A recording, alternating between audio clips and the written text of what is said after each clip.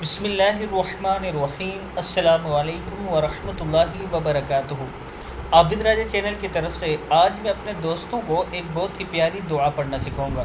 اس سے پہلے میں اپنے تمام دوستوں سے گزارش کروں گا کہ اس ویڈیو کو آپ نے آگے ضرور شیئر کرنا ہے۔ تو شروع کرتے ہیں۔ بسم اللہ الرحمن الرحیم۔ ایک شخص نے عرض کی، یا رسول اللہ صلی اللہ علیہ وآلہ وسلم، دنیا مجھ سے پھر گئی، رزق تنگ ہو گیا۔ آپ صلی اللہ علیہ وآلہ وسلم نے فرمایا، تم فرشتوں کی تسبیح پڑھا کرو، اس کی برکت سے رزق بڑھتا ہے۔ وہ تسبیح یہ ہے کہ صبح کی نماز سے پہلے یا بعد 100 دفعہ سبحان اللہ وبحمدہ، سبحان اللہ العظیم وبحمدہ، استغفر اللہ پڑھا کرو۔ اس کی برکت سے دنیا تمہارے پاس ذلیل و خوار ہو کر آئے گی اور تم کو غیب سے رزق ملا کرے گا۔